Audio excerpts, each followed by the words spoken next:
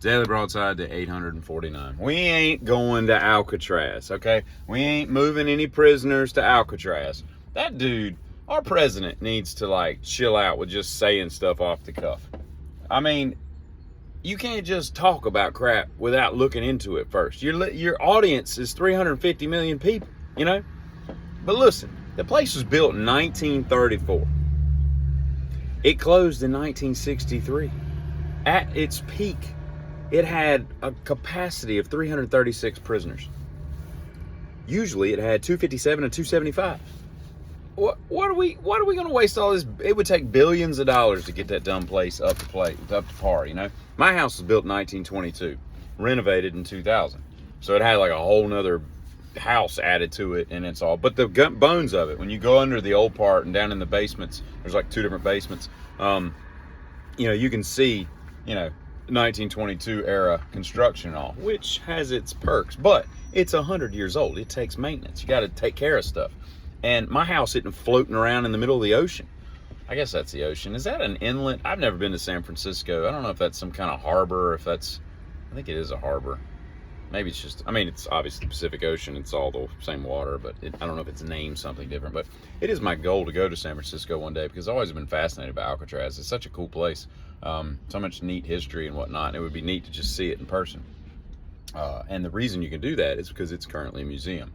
Like 1.5 million people go there. I don't know what it costs, but I'm gonna guess $20. That's a lot of money, you know, to bring in for the Park Service every year.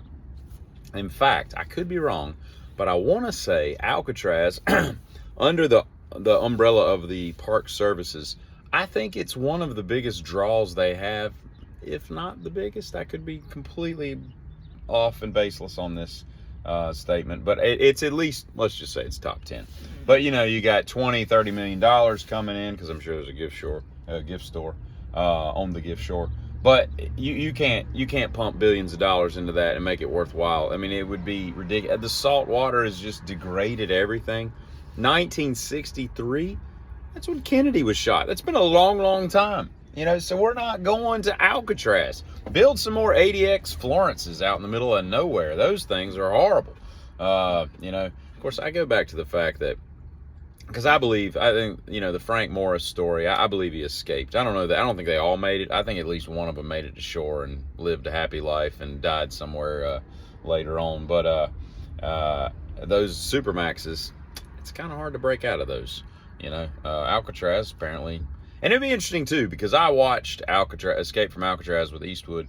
And it was probably 3 weeks ago. And I remembered it being a better movie than that. I got to stop watching movies twice, because they just suck the second time. But it wasn't that great. Although I will say that I think when it's all said and done, Clint Eastwood will be the greatest actor-director of all time.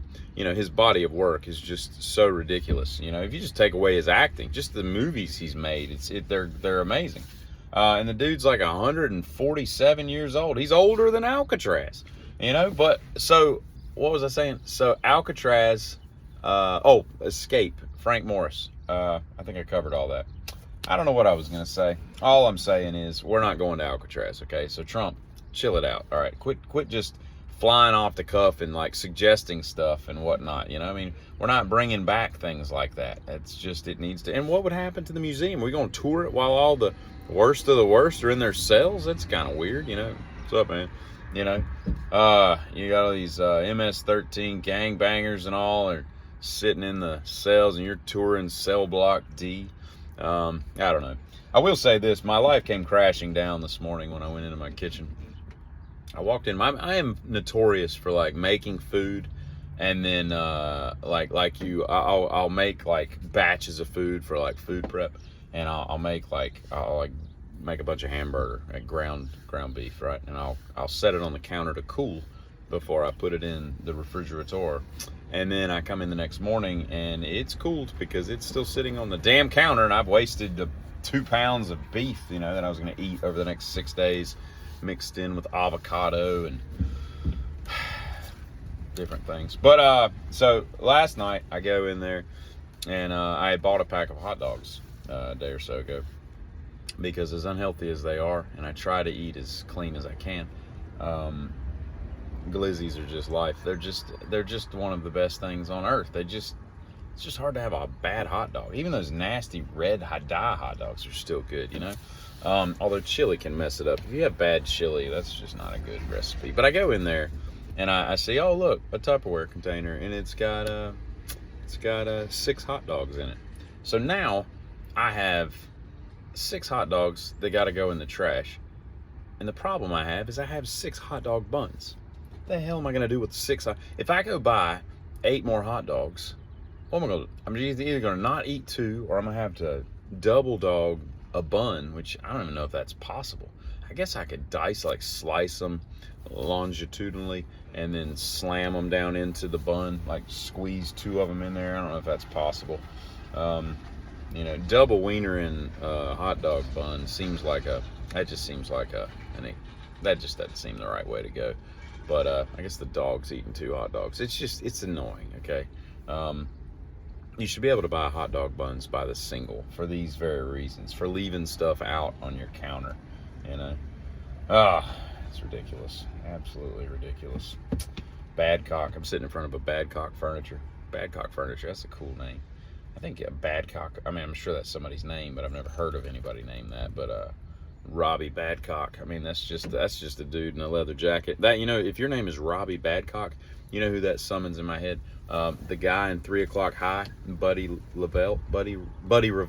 Okay, that's his name. Could have been not Buddy Revell, but Robbie Badcock. And the guy that looked kind of like a Temu version of Roger Daltrey, with the 70s perm, the bad guy in Christine that gets the knife taken away from it, carries a switchblade to shop class, you know.